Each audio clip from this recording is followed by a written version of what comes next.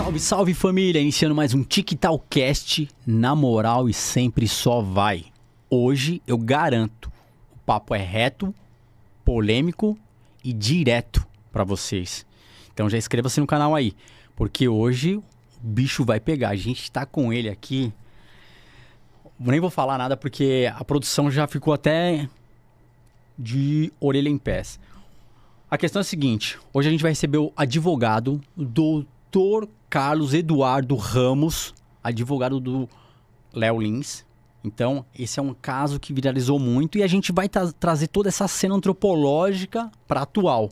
E a gente quer entender um pouco mais sobre esse cenário. Então, para hoje aqui, a gente vai entender a questão do humor sem limite e as leis. Então, eu quero uma salva de palmas de toda a produção.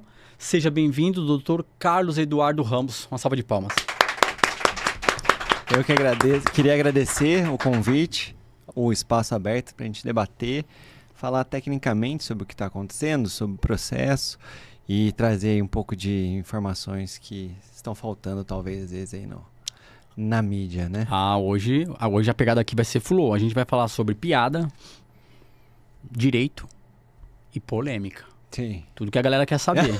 Como é que tá sendo essa trajetória aí na questão do Léo. Mas antes de iniciar o Léo, eu queria que você se apresentasse, falasse um pouco de você. Uhum. Quem é o Dr. Carlos Eduardo para o público de casa e o público do TikTok?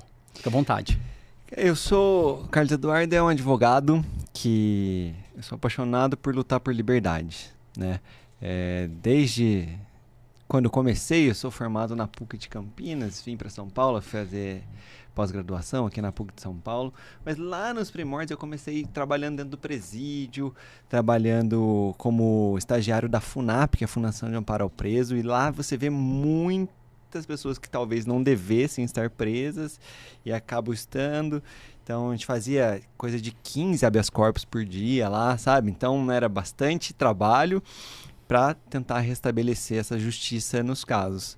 E aí eu peguei gosto por isso, gosto pela área criminal, fui me desenvolvendo, estudando e sempre aprofundando para que nos casos, nos processos que nós atuamos, tenha ali um respaldo, tenha uma boa prova, tenha um bom subsídio para que o magistrado ou para que uma autoridade policial tome uma decisão mais justa possível, né? A função do advogado é levar ao processo, ou administrativo que seja, informações para que o julgador tenha para poder tomar uma decisão. Então, eu sou apaixonado por fazer isso. Faz 15 anos que eu já estou na advocacia e, cara, lutar por liberdades é o que me move. Eu havia comentado com você antes da gente iniciar aqui que tem um advogado que trabalhou na área civil do Léo. Trabalha. Esqueci o nome dele. Dr. Lucas Gilbert. Isso, eu cheguei até a ver uma matéria dele bem bacana, legal. E você tá atuando na área criminalista. Isso. O Dr. Lucas foi quem me indicou, na verdade. Ele é o advogado que faz a parte civil. Então, eventualmente, quando tem algum show, alguma coisa que a prefeitura não autoriza, tem que entrar com mandado de segurança, algum outros processos, ele que faz essa parte, ele me indicou para esse caso do Léo para fazer a parte criminal e aí eu entrei. Doutor Carlos Eduardo, é o seguinte, já que você tem um poder de síntese, vai vir pedrada. A gente preparou aqui pedrada. O público de casa já ficar conectado. Então, galera, já não perca, inscreva-se no canal, a gente está no canal de cortes, TikTok Cortes, beleza? E também estamos nas plataformas TikTok, Kawaii, Instagram, X e no Spotify. Então, esse episódio de hoje, amanhã já vai estar lá para você no Spotify. Então vai correr, vai treinar, vai lavar aquela louça, foninho no ouvido e fica por dentro das atualizações. A gente está falando de Estado democrático. Então é importante para você. Então já compartilha aí e fortaleça com a gente. Beleza? Recado dado. Vamos seguir aqui. Chegamos no nosso momento. A questão... A gente ainda vai entrar no caso Léo, mas antes da gente começar a entrar no caso Léo, eu queria saber da questão de... Existe jurisprudência específica para piada? Porque é um negócio que todo mundo deve ficar se perguntando. Pô, existe ou não? E a gente vai alinhar, conforme o podcast, essas questões que Sim. estão sendo analisadas? Existe, inclusive tem uma decisão recente do STJ em que o inquérito policial foi trancado por uma piada que foi feita num palco de stand-up. E aí o habeas corpus entendeu pelo STJ que uma vez que essa piada ela é contada num palco, ou seja, num show de stand-up, presume-se que é uma piada, que não há ofensa. E aí teria que ter uma prova robusta de que aquele comediante queria ofender a pessoa que processou, então, que fez o boletim de ocorrência. Então, sim, existem jurisprudências e essa é uma recentíssima que nós utilizamos também aí no julgamento. Entendi. E qual o maior desafio jurídico hoje em defender alguém que é alvo sempre constante de cancelamento? Acredito que seja um desafio para qualquer pessoa que defenda a liberdade artística. Por quê? Porque você, quando produz arte, quando você produz um conteúdo que seja, você pode desagradar alguém e agradar outras pessoas. Como nós estamos num país muito judicializado, então tudo acaba indo para uma discussão, para uma indenizatória, ou seja qualquer espectro, né? Consumidor, plano de saúde, medicina e assim por diante. O desafio é enfrentar essa judicialização, né? As pessoas não querem mais ou não estão se resolvendo, estão jogando tudo para o poder judiciário resolver. E aí isso entra no humor também, né? Uma grande dificuldade é justamente isso. Quando é que se pode falar? O que se pode falar? A gente vai deixar o poder judiciário, nesse caso, a justiça criminal, dizer se uma pessoa é artista, se uma pessoa não é artista, se ela pode falar aquilo ou não. Então, isso é uma preocupação que nós temos. É viável que tem que existir as leis, tem que existir uma questão determinante num todo para posicionar a sociedade, para ninguém ser lesado. Mas a questão da veia artística, do humor, eu acho que está tomando um outro viés. Vamos falar da linha do tempo? Eu não vou dar a minha posição, eu quero saber de você sobre essa questão da linha do tempo. Nós lutamos muito pela liberdade de expressão, nós lutamos pelo direito, e o que acontece é que a gente vê, falando historicamente, o povo foi pra rua, acho que nas diretas já, em 80, e a produção pode falar, acho que não sei se foi em 86, e o Brasil deixou de ser um país democrático, aliás, ditador, para entrar na democracia. No governo Sarney, se eu não me engano, eu era muito novo, lá em Barbacena, enfim. E aí o que acontece? A gente veio ganhando território. Você acha que nós, brasileiros, soubemos aproveitar essa liberdade de expressão ou perdemos um pouco o fio da meada? Eu vejo que o que trouxe talvez um cenário meio caótico ou que a gente não está sabendo lidar ainda foram as redes sociais.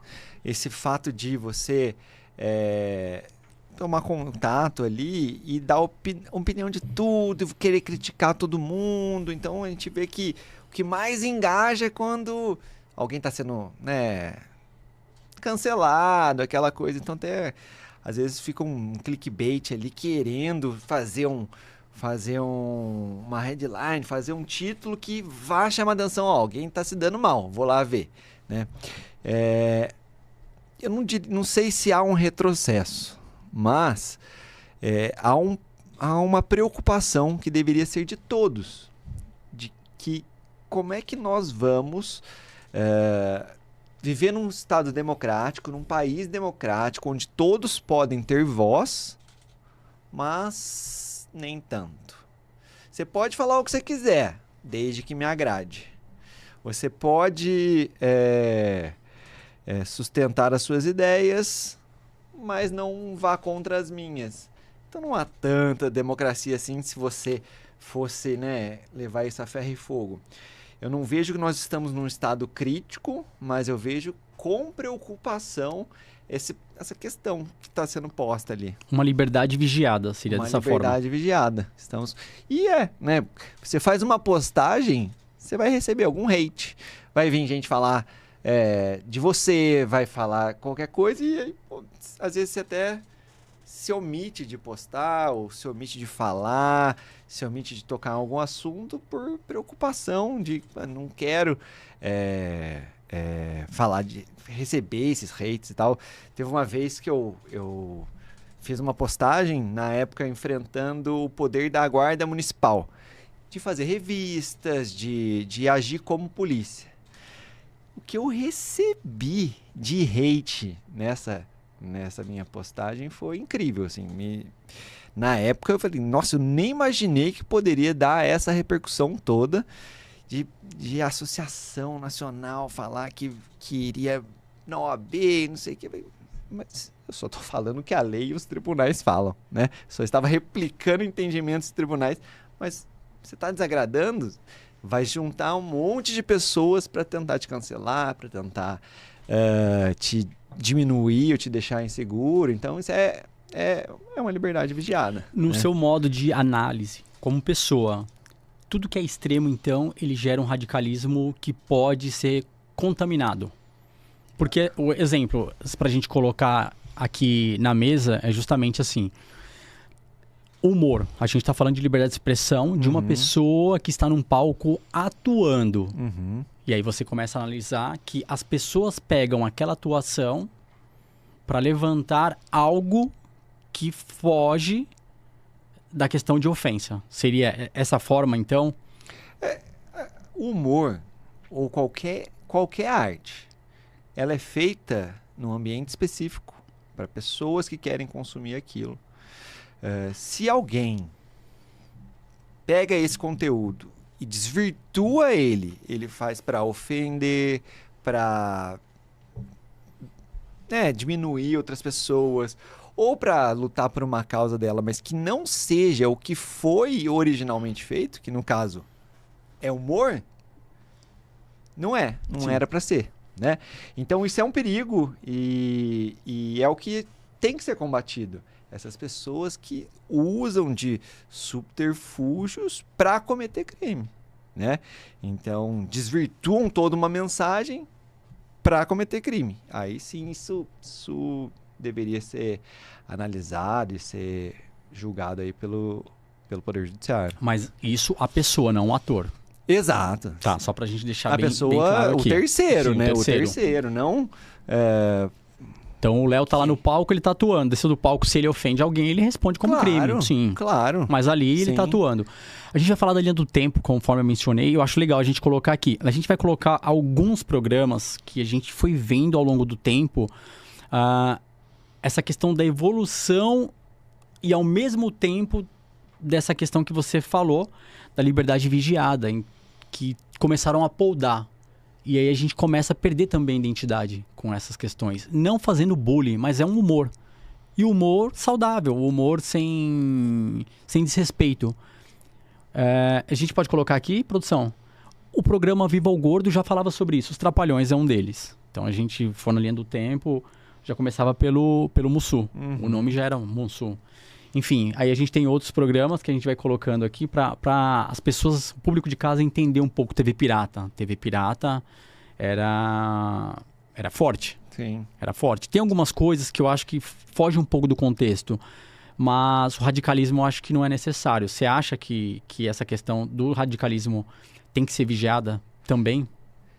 O radicalismo, se ele levar algum prejuízo, se alguém estiver sendo radical no sentido de ofender, de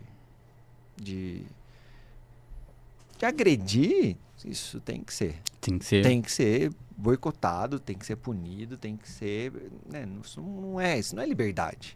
Isso não é liberdade de expressão, isso não é liberdade artística. Se for utilizado para agredir.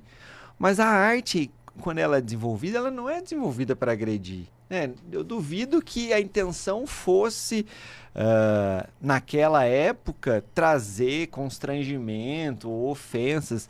Era uma outra realidade, uma realidade que hoje não comporta mais, como os próprios comediantes e própria mídia mesmo traz, que óbvio, não dá mais para reproduzir em TV aberta, eventualmente, né, algumas coisas que passavam.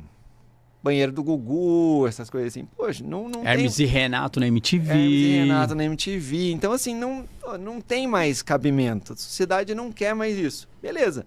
Mas e um show específico? Vai quem quer. Um local específico ou num canal específico? Já é diferente, né? Então... Que aí levanta novamente essa questão. É o ator. É um ator, é uma questão de lúdica, né? É um papel. Não tem como a gente olhar para um artista que está executando um papel e falar, pô, eu vou processar a pessoa física desse cara, né? Porque você tem que processar. Se você se sentiu ofendido, quer uma indenização, você processa o quê? O CNPJ dele, você processa a empresa. Ali é aquela, né? Porque Sim. existe um personagem, existe uma empresa, existe...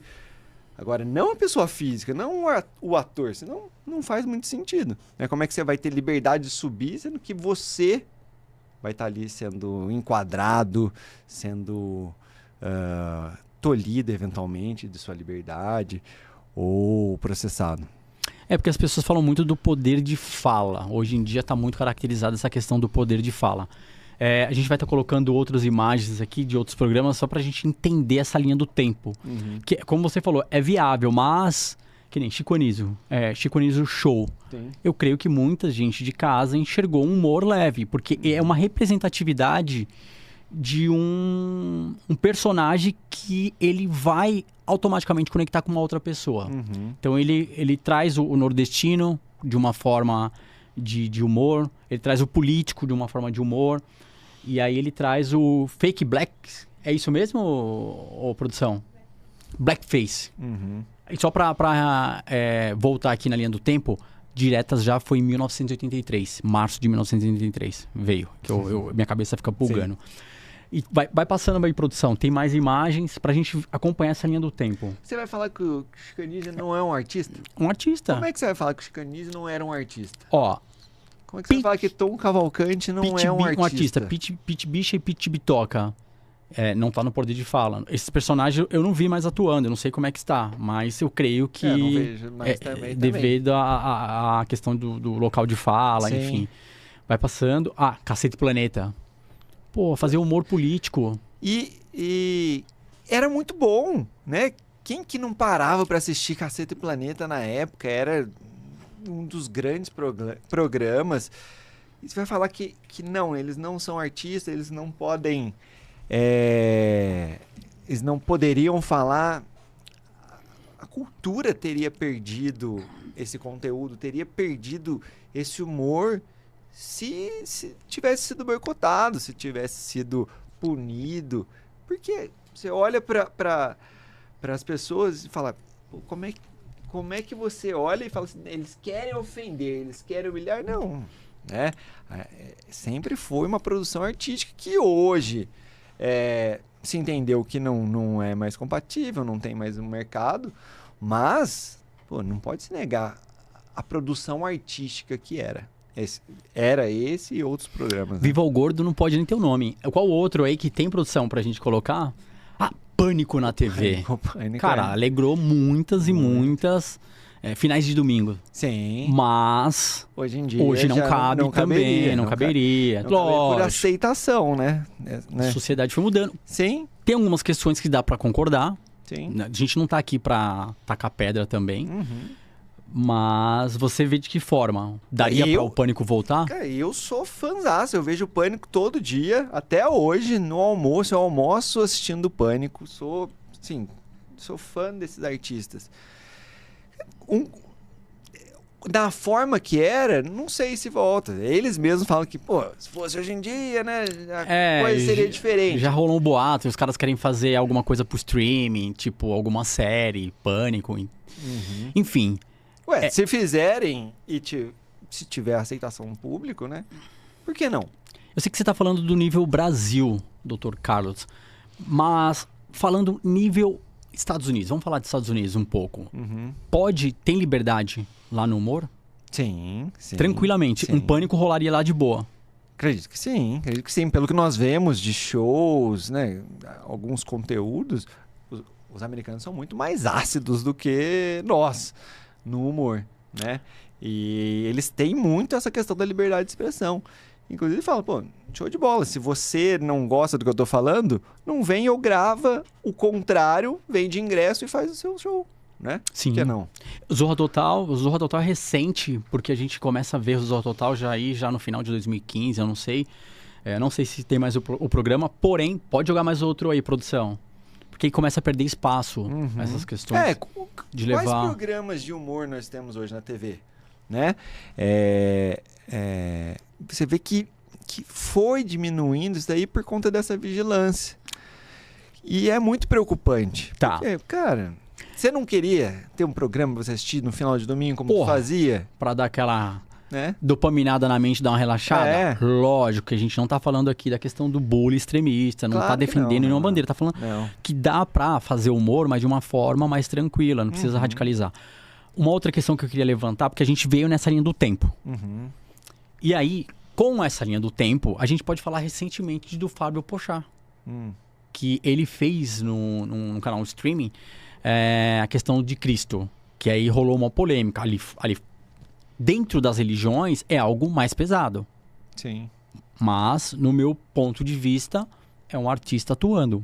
Respeito. Exato. Não quer, não assiste. Exato. Mas por que não rolou essa questão que aconteceu com o Léo Lins?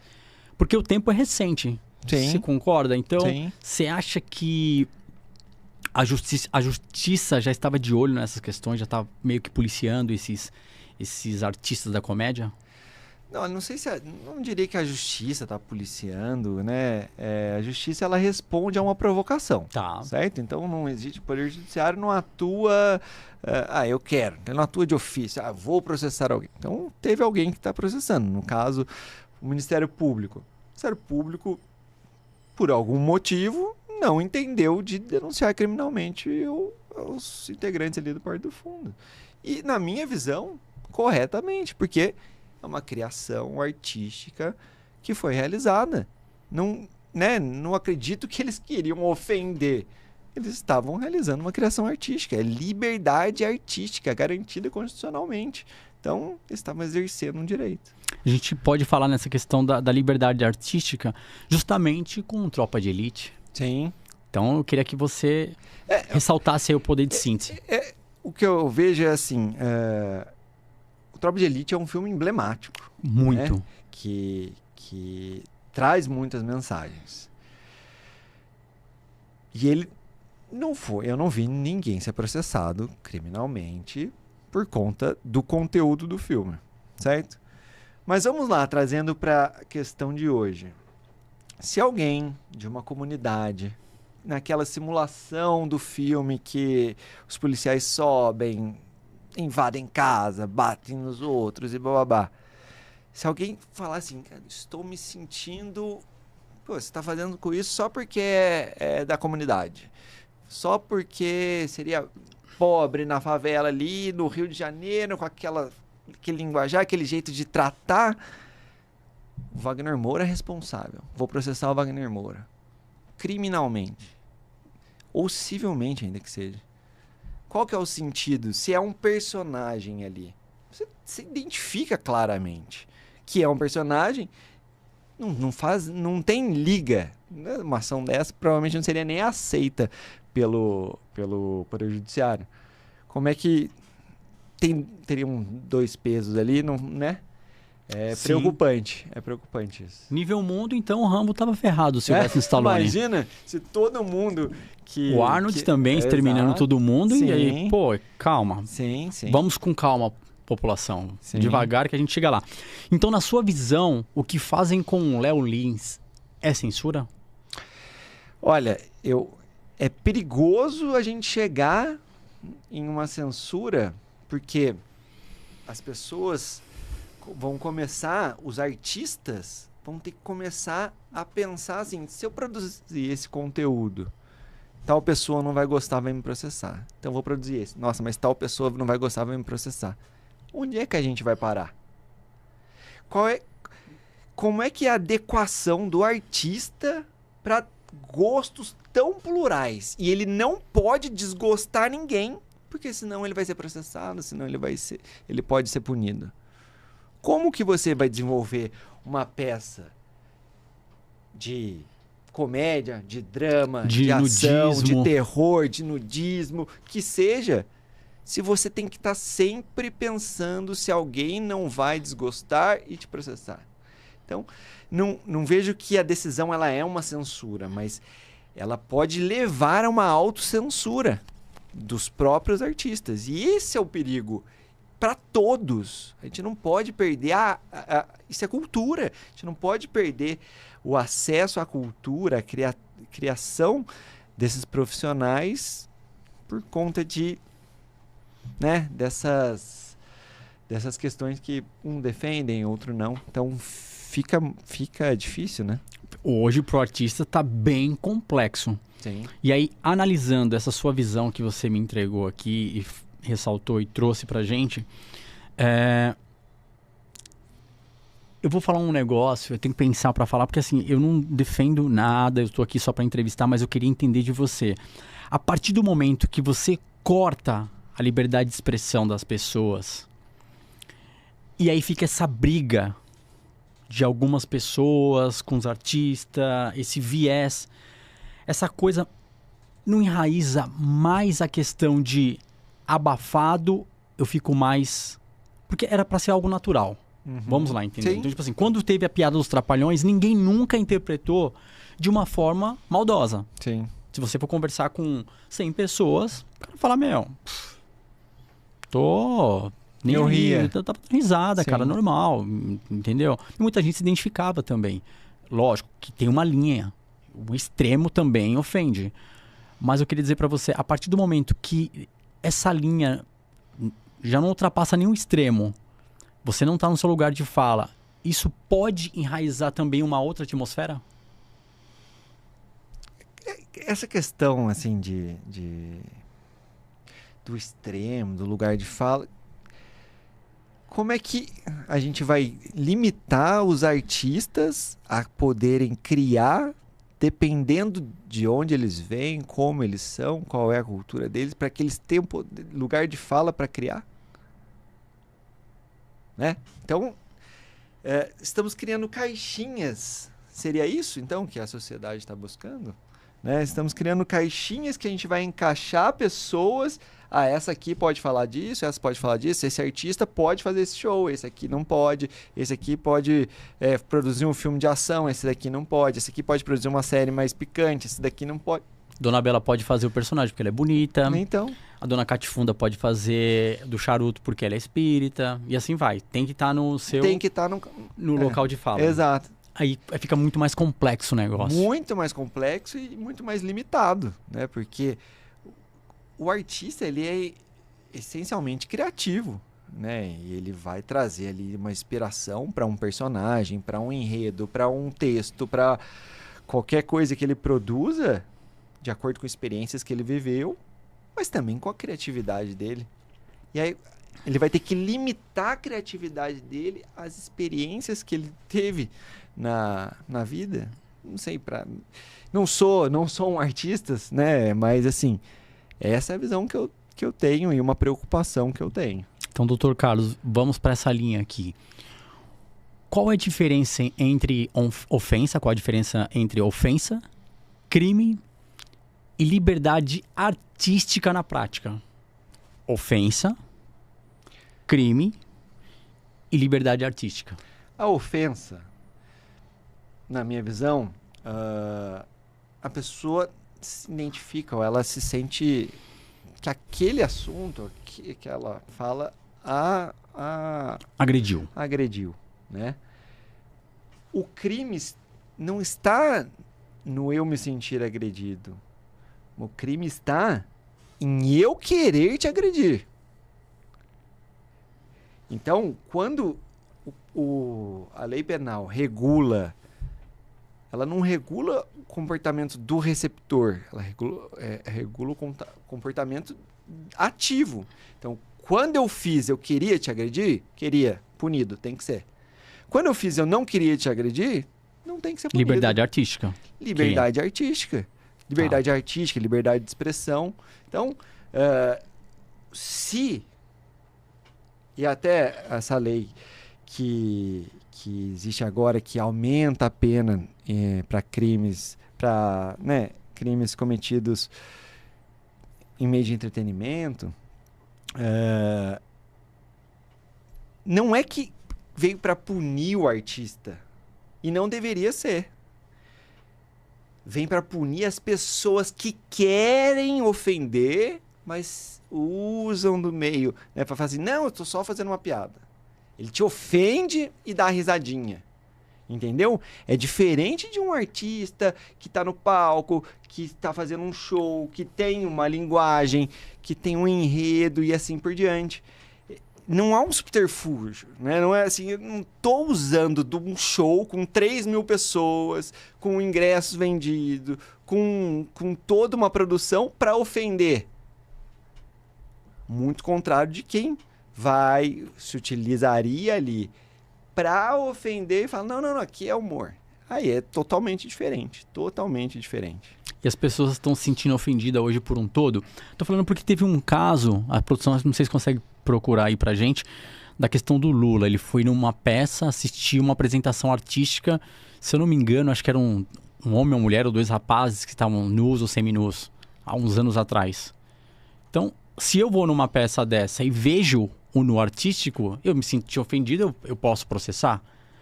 É isso que essa linha tá mais complexa. A liberdade é para todos, independente de A, B ou C. A liberdade artística tem que ser para todos. Ela tem que ser garantida. E se você não gosta daquele conteúdo, não vá, não assista. Bloqueie um canal eventualmente, não compre ingresso, não siga um perfil. É isso. Tem que ser garantida a liberdade para todos. Tá, a produção achou, mas não pode colocar a imagem, senão o YouTube derruba. Então, que existe. Então, é a arte. Uhum. É a arte e tá tudo certo. Produção, era um casal? 4 pessoas, pronto. Só pra deixar, quem quiser procura aí na internet e vai entender um pouco. Uhum. Qual a diferença? Até onde o humor, ele pode ir? Onde entra o Código Penal nessa história? Exatamente. O Léo tem uma frase que é muito interessante e acho que representa muito isso. O humor não tem limite, o ambiente sim. Então, eu não posso ficar falando qualquer coisa em qualquer ambiente. Mas, no palco, num show, num canal, que seja, destinado a isso, só vai estar lá quem quer consumir esse conteúdo. O limite ali do humor e da ofensa é a vontade de ofender, é o dolo.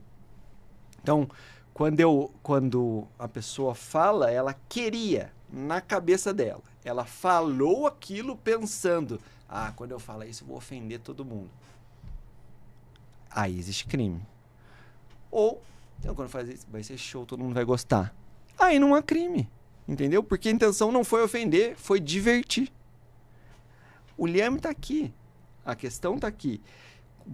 A vontade de agir. Quando você agiu, o que você queria? Fazer rir ou ofender? É isso. É isso. Toma uma água que a gente vai pro próximo bloco. Galera, é o seguinte, pra você que tá assistindo a gente aí, não sai da tela. É o seguinte que eu vou passar pra vocês. Logo em breve o TikTok vai fazer a comunidade dos membros, que a galera já começou a mandar mensagem, a galera tá querendo. Mas antes disso, eu quero fazer um convite pra vocês. Vai lá no direct, tá? Do Instagram, do TikTok e coloca lá, eu quero. A produção vai entrar em contato, a gente vai criar um grupo de Telegram e você vai ficar por dentro de tudo que acontece aqui. Tanto nos bastidores, a gente montar a agenda juntos, perguntas, você fica sabendo antes, uma semana antes, a produção vai falar isso daí, é muito trabalho. Uma semana antes e aí você interage com a gente, beleza? Então já fica atento aí que a gente vai abrir logo a comunidade do Instagram e em breve outra no YouTube. O doutor já tomou uma água, agora a gente vai pra esse game aqui rapidinho pra dar aquela relaxada, porque o papo é tenso. Jogo rápido com o doutor Carlos Eduardo Ramos. Gostou? Vamos lá. Foi bom, hein? Chique, hein? Saltou. Loucura, loucura, loucura. Brabo. Uma lei que você gostaria de mudar? Pensa. 5 segundos. Ixi. A produção na tela. Cara, eu gostaria, na verdade, que as leis talvez fossem de fato aplicadas e menos interpretadas fora do texto legal. Acho que faz mais sentido, traz mais segurança jurídica para nós, para todos os brasileiros, todo mundo que se submete a uma jurisdição, saber o que de fato existe, né? O que eu posso e o que eu não posso fazer. Por que um fazendo isso não é punido e o outro fazendo a mesma coisa é punido? Então, assim, eu acredito que seria interessante que o texto legal fosse aplicado e talvez menos interpretado de acordo com a sua sorte de onde vai cair o seu processo. Gostei. Essa foi boa, hein? Eu gostei. Você pensou, analisou e falou, não, deixa eu ir por aqui, direita, esquerda, bati gol. Mandou bem. Mas, traduzindo lei para todos. Lei para todos. É isso aí. Então, seguimos aqui. Uma frase que você já cansou de ouvir como defesa. Cara, não fui eu. Não. Essa daí Sou inocente. Que eu já cansei de ouvir. Isso. Inocente. A gente ouve bastante. Não, uma frase lá. Que você já cansou de ouvir como defesa. No júri, no geral. Vai no geral. Você tá lá defendendo. Você pode falar do seu cliente, você pode falar do corpo de jurados. Sim. Uma situação, pode ser uma frase Sim. Seria mesmo não tendo prova suficiente, parece-me que a intenção era essa. Tá. Entendi. Essa daí é o que rola. Gostei. Eu adoro advogado criminalista porque vocês pensam bastante. Analisam, calma, deixa eu ver e gol. Então vamos pro próximo, vamos bater mais um pênalti. Um processo que tirou o seu sono. Rapaz, eu vou te falar que teve um processo que a gente teve decisão recente. Não tem nada a ver com humor. Sim. Né? Um crime de homicídio que o meu cliente estava sendo acusado. Um homicídio sem corpo. Então, o Ministério Público, a polícia foi lá, foi na casa dele, pegou ele e acabou que ele foi processado. Ele respondeu um inquérito policial por homicídio, suposto homicídio. Não tinha corpo, não tem DNA, não tem arma, não tem nada, não tem nenhuma testemunha e ainda assim a polícia falou, não, foi ele. Aí nós fomos, entramos, fizemos os requerimentos, o inquérito policial foi arquivado. Aí a família recorreu e o procurador mandou reabrir o processo e oferecer a denúncia. Fomos até o julgamento em primeira instância e ele foi pronunciado aí ao tribunal do júri por um homicídio que não existe nenhuma prova. Esse me tirou o sono, porque é uma mega responsabilidade você levar um réu para um julgamento no tribunal do júri. Você tem que convencer pelo menos 4 pessoas. Você tem que convencer. E a gente brinca que o réu ele já chega condenado. Aí a defesa desconstrói a condenação. Porque quando você olha, você vê e fala assim, esse cara é bandido, esse cara é assassino, vou condenar ele. Fazendo leitura. Fazendo a leitura da sociedade. Da sociedade, mesmo, né? Olha quando o chega jeito do cara. O próprio promotor de justiça, quando fala, eu sou defensor da sociedade e tal, não sei o quê. E aí o jurado, a princípio, compra essa ideia. E aí, para você desconstruir isso, é uma mega responsabilidade. Nós fizemos um recurso dessa decisão, trouxemos para o Tribunal de Justiça de São Paulo. E o Tribunal de Justiça, em um julgamento, para mim, que foi épico, despronunciou o cliente. Falou que não tem prova nenhuma para levar essa pessoa ao tribunal do júri. Olha, quando isso aconteceu, eu tirei um peso das costas, porque eu tava assim, muito preocupado de irmos a júri e aí ele acabar sendo condenado sem ter feito nada. Antes disso, ele ficou na provisória? Não, nunca foi preso. Menos mal. Ou sim. seja, justiça foi feita, Sim. porque muitos ficam aguardando aí Sim. em... E a grande questão é, por exemplo, nesse caso, Sim. Quando há impronúncia, o processo ele pode ser reaberto se surgirem provas novas. Então, beleza, vai lá a polícia, investiga, levanta dados, levanta provas, conversa com mais pessoas e aí você traz alguma coisa concreta para submeter uma pessoa a um julgamento do júri. Agora, sem elementos nenhum, nós fazemos isso, então não houve um injustiçamento. Nossa, soltou um bandido. Não, ele pode ser processado novamente se houverem provas, mas é que não existe. Esse crime não aconteceu, né? Infelizmente, a justiça ali de primeira instância havia entendido que sim. Muito bom, doutor Carlos. Agora eu vou dar uma de mão de bandeja para você. Uma palavra que define sua atuação junto aos seus clientes. Sua atuação aos seus clientes. Ó, que legal. Essa foi boa. Guerreiro. Guerreiro. Eu diria. Cara, porque eu não largo o osso. Eu quero que a verdade venha ao processo. E eu troco uma ideia com meus clientes quando eu vou assumir o caso. Eu tenho uma brincadeirinha que eu falo. Tem 3 pessoas que você não mente, né? O médico, você pode morrer. O padre, o sacerdote ou qualquer pessoa da sua religião que você pode ter uma punição lá após a vida após a morte, né? Pode ir pro inferno. E o advogado que você pode ir preso. Então, assim, me fala a verdade. Se você fez, a gente vai ver qual que é a acusação e ver se é uma acusação justa. Se você não fez, cara, vamos levar o máximo para provar que você é inocente. Então, guerreiro acho que seria a palavra. Achei bem bacana. E aí eu levanto uma que eu quero fazer. Você falou das questões das leis. A gente sabe que nos Estados Unidos é 880. Então os presídios lá estão super lotados. Sim. Você acha que se essa lei fosse... também. Aqui também. Mas, então, aí tem que construir mais presídios. Mas lá nos Estados Unidos é muito maior ainda o número. Só que, se as leis fossem aplicadas radicalmente aqui no Brasil, haveria injustiça?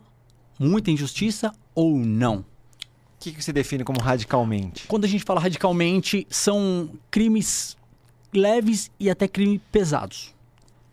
E aí até que prove a inocência. Então, não vamos entrar para essa lei de pena de morte, porque a gente já fala, pena de morte. Então, a pessoa muito rica não vai querer morrer, vai pagar o máximo lá para segurar. Nem o pobre. Entendeu? Não, mas aí o que acontece? Se a lei existe na pena de morte, cai um pouco essa questão da defesa para a sociedade que é das margens. Tá. A lei, assim, em processo penal, em direito penal, não é a quantidade de penas, porque muitas vezes a mídia fala, não, tem que subir a pena, tem que subir a pena, tem que subir a pena. Isso não traz resposta social a que a gente busca. Não traz resultado. Tanto é que, se aqui em São Paulo, você dirige no dia de rodízio com o seu carro, na placa? Não. Por quê? Porque senão eu tomo multa. Pois é, porque você tem certeza que vai ser punido. Sim. Então, o que faz a criminalidade aumentar não é a quantidade de pena, porque na hora que vai cometer crime, ninguém fica pensando, mas se eu fizer um roubo, então eu vou matar já. Não, ninguém fica calculando pena. Agora, se eu fizer isso, eu vou ser punido?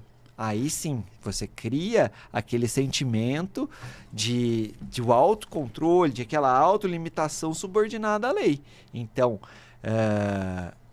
a certeza da punição ela é muito mais eficaz para o resultado do que a quantidade de penas. Então, assim, eu vou começar a prender todo mundo e aplicar com radicalismo. Mas se você resolve 8% dos homicídios, o que adianta você aplicar a lei com radicalismo se 92% não serão punidos? Então, o ideal é que se crie mecanismos para que se aplique de fato a lei. E aí sim, aí a gente vai ver mudança social, redução de criminalidade, assim por diante. Mudança social, a base da educação, seria de direitos e deveres. Sim. Tinha que ter ética nas escolas. Sim. Código de ética. Sim, direito, Constituição. Nos colégios, você tá falando nos colégios. Porque a sociedade fica dispersa. Sim. O próprio cidadão, ele ainda não sabe. As pessoas não sabem direitos e deveres. O que é direito, o que é dever. A partir dessa visão consumerista, de que eu tenho direito, isso está sendo transportado para outras áreas. E, poxa, você tem deveres também, né? Você tem instrumentos constitucionais e legais que devem ser obedecidos e aplicados, né? Então, eu vejo como um ganho enorme se as escolas tivessem aula de Constituição, não um aprofundamento, Sim. mas falar o que são garantias, como é que funciona o Estado brasileiro, como que as leis são feitas e assim por diante, para você saber de quem cobrar. Para você saber se aquela pessoa que está te prometendo uma coisa, ela tem aquela capacidade de entregar. E então, assim... E os seus deveres como cidadão. E os seus deveres como cidadão, com certeza. Porque o que você está falando aí, eu gosto muito de colocar, porque se a gente for analisar, a gente só está falando alguma coisa assim, tipo, meio flow, solto aqui. Sim.